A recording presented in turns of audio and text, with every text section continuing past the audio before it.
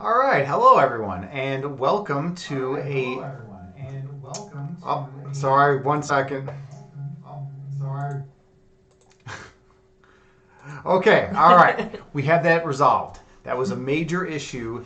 We didn't think we were going to be able to get through it, but yeah. Hey, JT Farms. Hey, good to see you. Grateful that you're here.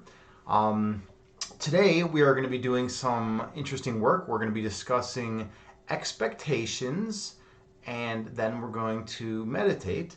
Do you have a few things you want to say about expectations? Well, why don't you tell the story about the action class first? Okay, so I was in grad school. I was in a philosophy of action class, and in that class, we were discussing expectations, and we were discussing belief as well. And when we're justified in believing something, and if there's utility in believing things that are not true, yada yada, right? One of the examples my professor gave was that let's say you are just a regular guy, regular girl, and you're going to go up against a pitcher who's throwing 90 miles an hour. If you have no expectation that you're going to be able to hit that ball at all, the chances of you being able to hit that 90-mile-an-hour fastball are much less than if you have the expectation that you're going to be able to hit it. Now, you might think that's kind of weird, right? But I think it has something to do with belief in yourself and confidence and all that, but it's still kind of interesting. So even though the chances are still incredibly small that you'll be able to hit that baseball, regardless of whether you have the expectation that you're going to hit it or not, the chances are higher that you're going to be able to hit it if you have that expectation. So that's what kind of got us talking about expectations today. We were on a beautiful nature walk out in Palos Forest Preserve, and yeah, we started talking about expectations. And so I think how that can relate back to the spiritual world is in the spiritual world, we talk about kind of releasing those expectations, right? Being in the Yeah, moment definitely. and not having expectations. And I'm wondering, because now there's kind of a disconnect between this research that would say, wait, we have to have expectations. Mm-hmm. Otherwise, we're never going to be able to do anything above and beyond what is just normal. You know what I mean? Like you could Yeah, never do anything exceptional then. You could never absolutely. Yeah. like push the boundaries of life. And so I think for me, what I found when I was kind of going back and forth between this idea of releasing all my expectations and all my future thoughts and stuff, but still wanting to be somebody who has goals and Mm-hmm. who moves forward in the world and who I'm ambitious. And so in keeping with those things in myself, I think the key for me was about letting go of the attachment associated with those expectations. Absolutely, and that's something that's really interesting. Let me clarify a little bit if I can. So, okay, we have an expectation in the world. Like, let's say your expectation is to, I don't know, to land your the job that you wanted all your life, your dream job, right? And then you try really hard to land that dream job, and let's say you come up short. Let's say you get a job that's pretty good, but is not what you really want, right? You had the expectation of having that dream job, but you did not fulfill it. And so this was the expectation, and here's where you came up to. So there's going to be a disconnect between what you wanted and what you actually achieved. Now, typically, the way human psychology works is that if you do not meet your expectations, then you will be disappointed. And depending on how much emotional investment you have given to that given expectation, that will determine how disappointed you are. Vice, it also works the other way too. Like if you have an expectation and you exceed the what you thought you're gonna get from that expectation, then you're gonna be happy and you're gonna feel good and whatnot. So that's the way things work, not just with expectations, but with other stuff in the world as well. So we were kind of interested about the relationship between attachment and expectations, and we were wondering if it's even possible to set high expectations and not have strong attachments to those expectations, and how that would affect Maybe your performance, like the example given earlier, your performance to hit that 90 mile an hour fastball, right? If you can't, I mean, if you have a very high expectation of being able to hit it, and then you don't hit it, I mean, then it comes again. I mean, are you gonna be more down on yourself and less likely to be able to hit that second time and all that? Did you want to add anything else about that? Well, and I think maybe, and I'm just kind of working this out right now, but that it might be related to kind of what your emotions are attached to and what your bigger goal is. So one example that keeps coming up in my brain, and this is, I work at a hotel too, and I do group blocks for weddings, a lot of weddings. Yeah. And so I deal with a lot of brides.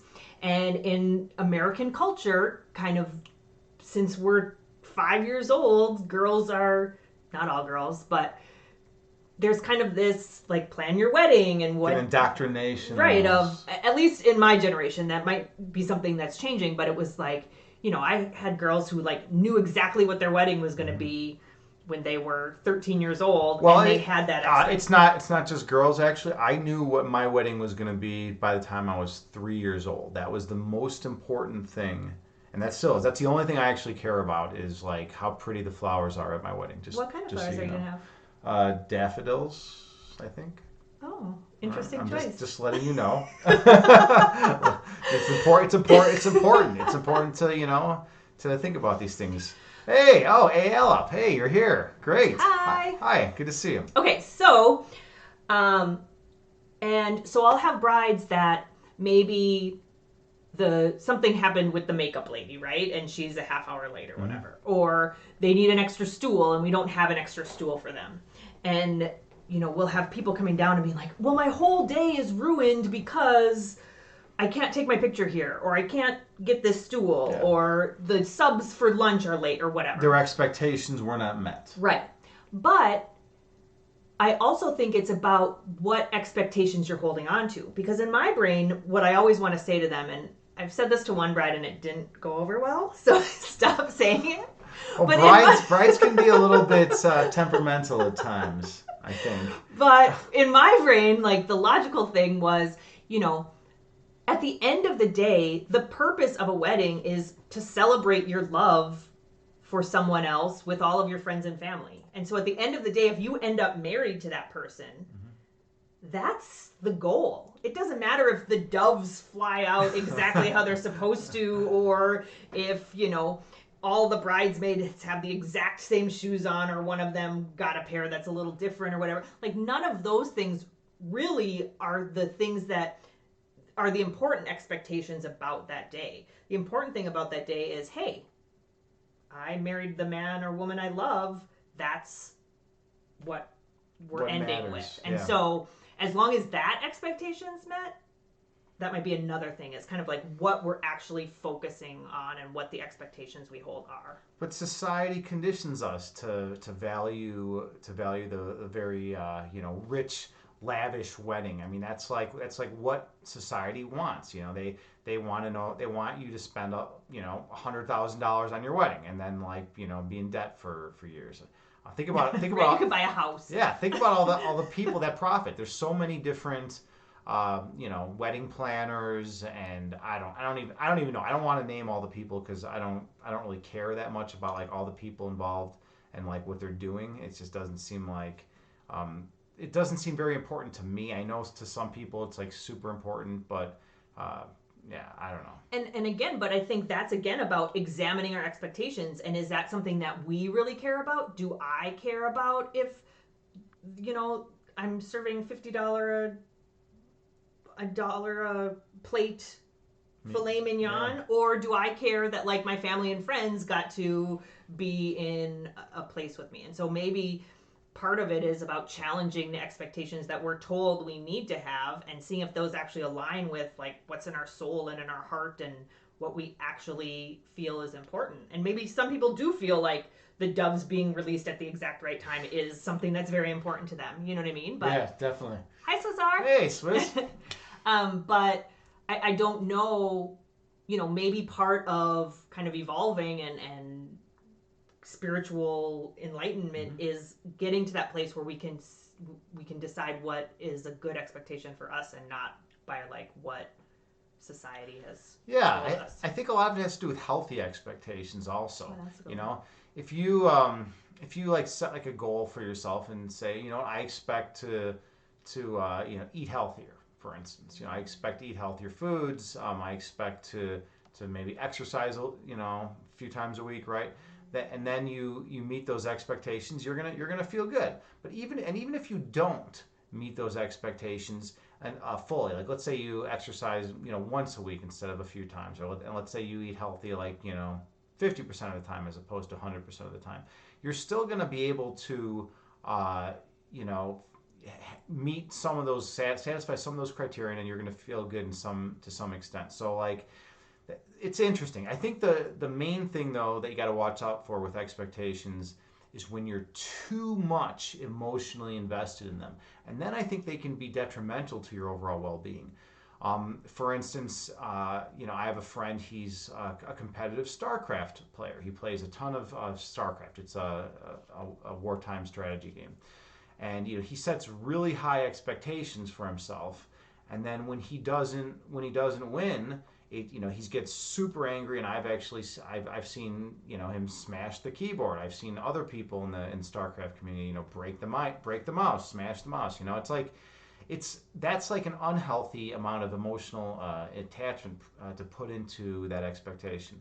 But you know, if you have you know, maybe if you tone it down a little bit, you can still have that competitive edge, and you can still, you know, maybe reap a lot of the rewards that you would get from having that expectation, but maybe not have as much of the negative outcomes if you don't actually satisfy that expectation. Yeah, that's a good point. Yeah. All right. My expectation today was to talk a little bit about expectations, and then my expectation was to do some meditation. So let's do some meditation. All right. We want to get a nice comfortable seat, and I'll start the Buddha's Chanty. It has a chimer that goes off every 2 seconds. You use it to help regulate your breath.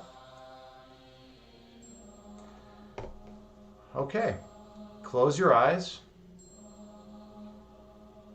and take a slow, deep inhale through your nose, gently raising your belly.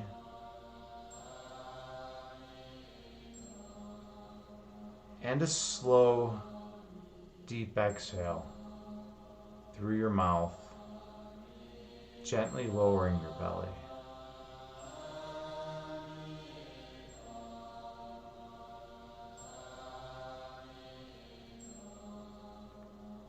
And a slow, deep inhale through your nose, gently raising your abdomen. And a slow, deep exhale through your mouth, gently lowering your abdomen. Slowly inhale through the nose, gently raising your belly. And slowly exhale through your mouth, gently lowering your belly. The chime goes off every 2 seconds. Use it to develop a nice regular breath count that works well for you.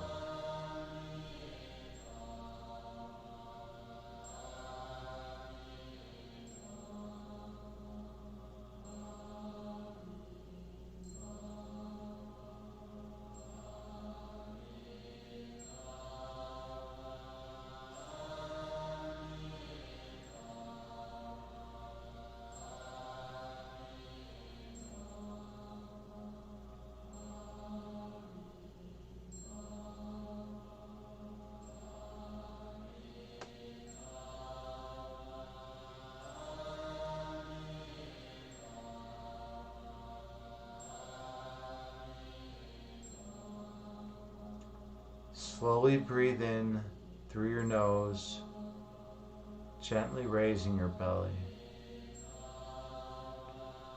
And slowly exhale through your mouth, releasing all that does not serve you.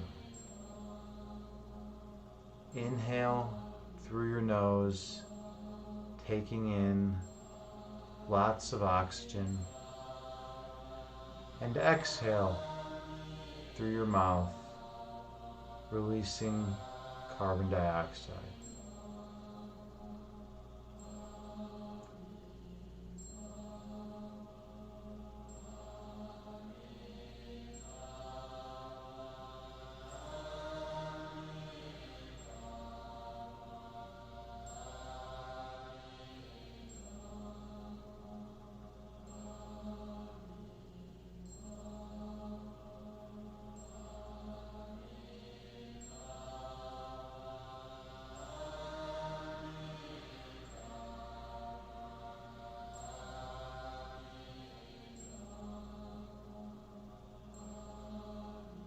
When distracting thoughts enter your mind, gently release them and return to your breath count.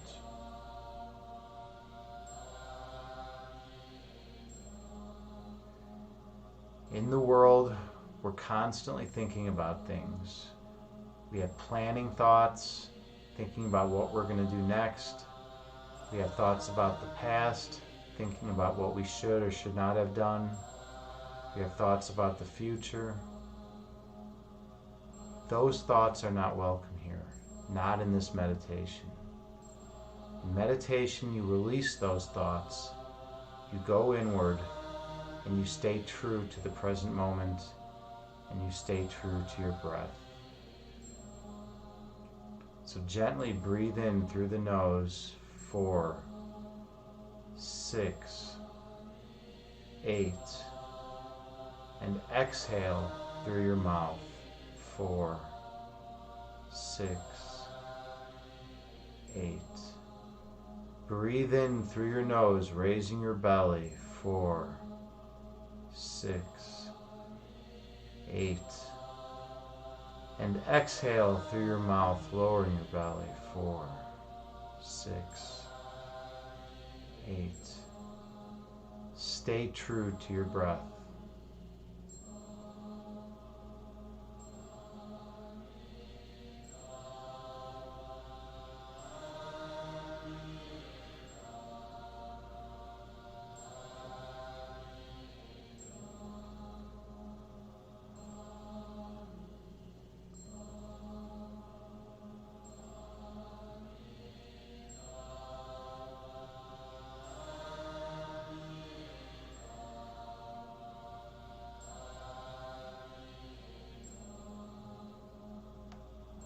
When distracting thoughts enter your mind, gently release them and return to your breath.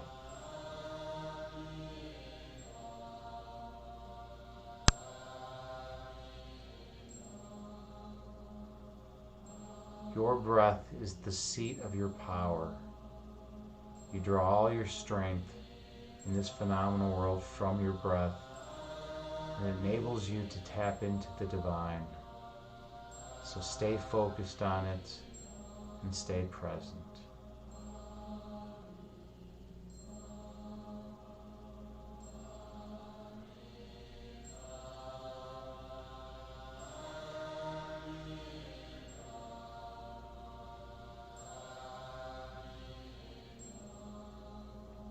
Breathe in through your nose, 4, 6, 8, and exhale through your mouth, 4, 6, 8. Breathe in through your nose, 4, 6, 8, and exhale through your mouth, 4, 6, 8. Stay true to your breath.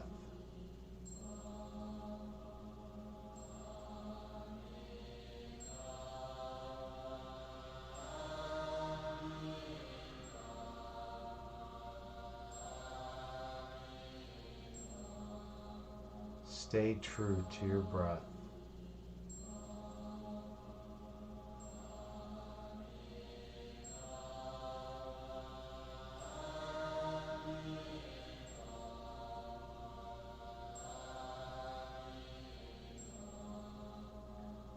distracting thoughts enter your mind,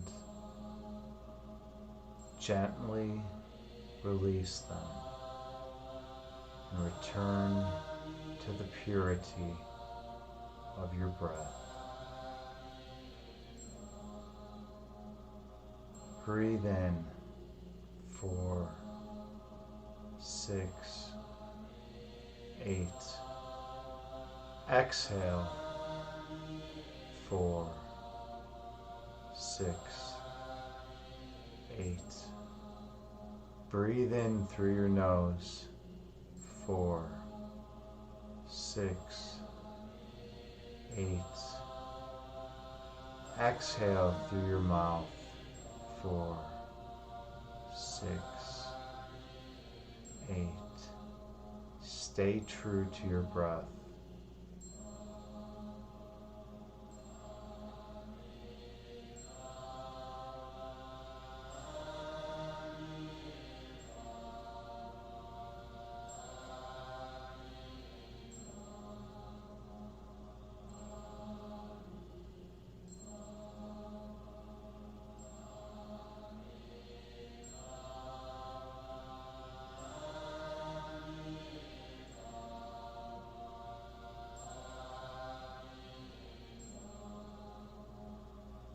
Breathe in pure love into your body. And exhale all ego from your mouth.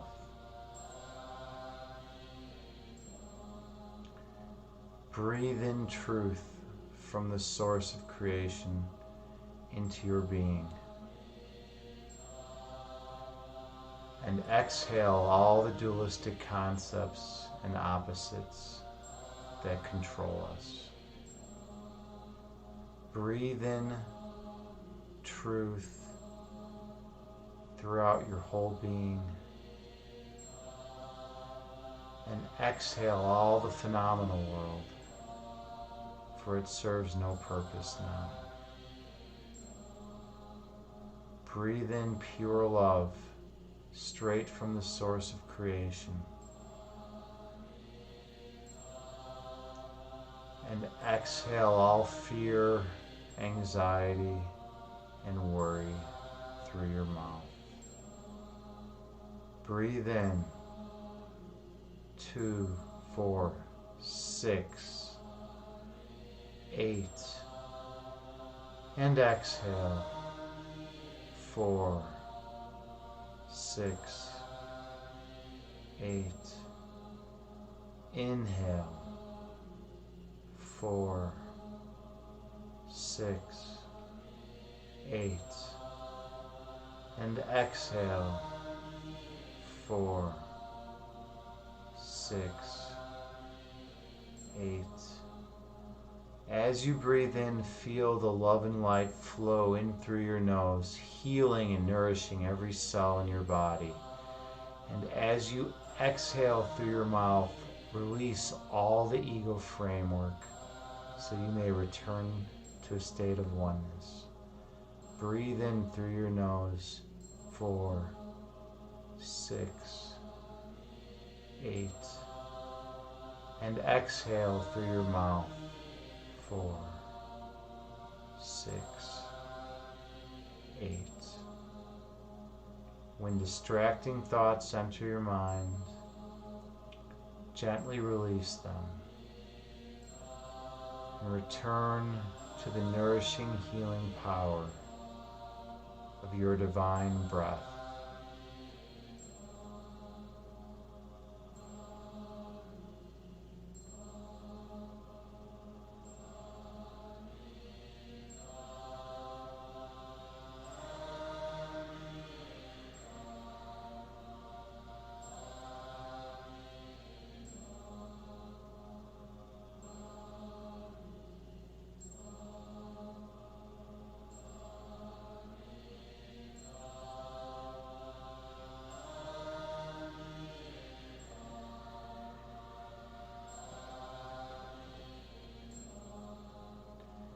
It's also a good idea to check your posture every now and then.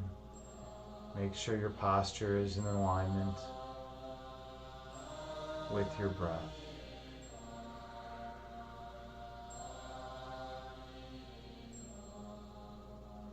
Breathe in through your nose, filling your vessel with pure love and light.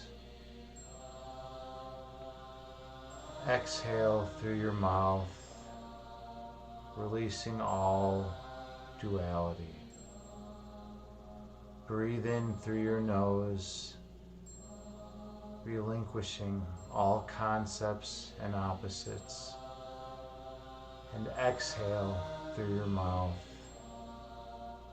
becoming one with your breath.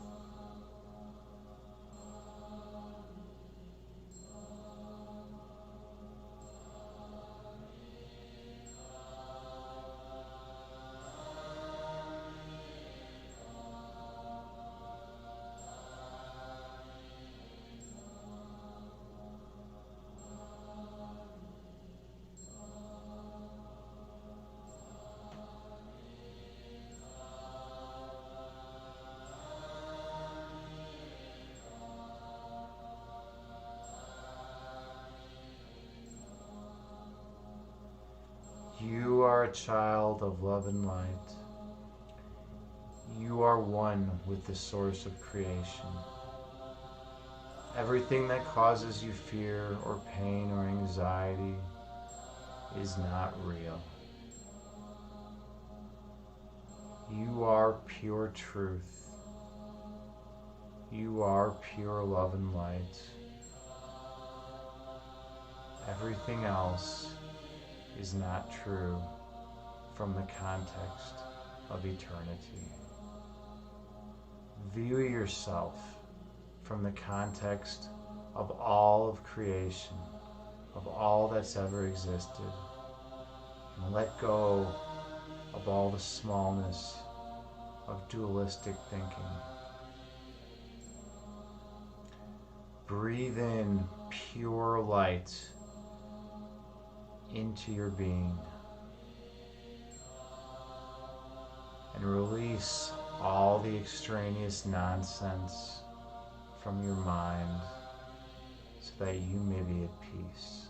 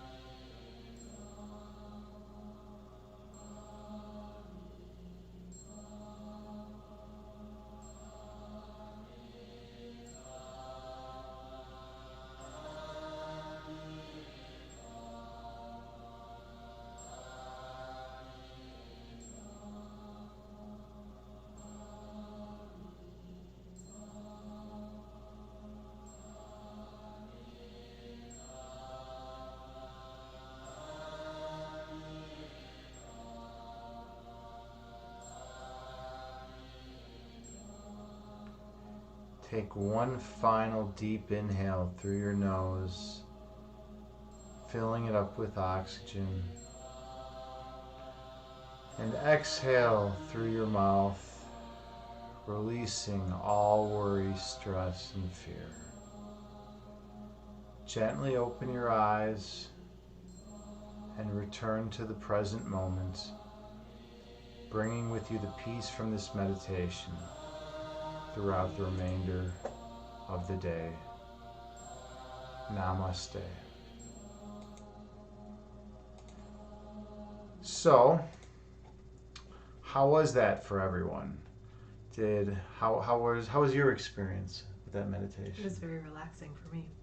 Good. You had an enjoyable experience. Swissar, yeah, namaste to you as well. Hi, Roka Hamda. Yeah, hi Roka Hamda as well. Thank you all so much for tuning in. It really is a pleasure to have you guys here showing up for us and meditating with us. It really makes me happy. We're trying to help the world. We're trying to improve things. Oh, thanks JT Farms. Yeah, thank you. We're honored to be here and to be able to share love and light because, like I said the other day, what else are we gonna do, right? If we can help people and help ourselves in the process, then we're probably doing something worthwhile. Okay. I think that's about it, unless there's anything else you wanted to add. Not this week. You're good? All right. Great. Let's see who we're going to raid. Probably Mike Fit. Mike Fit is out. Swissar, do you have any recommendations? We have Mike Fit, someone to raid. What's the thing about it? Right here. I don't know. Yeah. Let's look. Oh. Check Meow is doing a rerun, and I think Great Kind Those are both reruns. is doing a rerun. Dr. Drew TV. We've never rated Dr. Drew before. Yeah, maybe we could let's give Dr. Drew. What kind of content is it, Swiss? Just chatting? Oh, Dr. Drew, like the Dr. Drew? Oh, well, no, it's 27 people. Well, let's give him a shot. Let's see how it goes. All right, thanks everyone again. Much appreciated. Let's start raid and. Yeah, we're grateful for everyone here. Follow us and subscribe if you haven't already. We'd really appreciate it. You're no, it's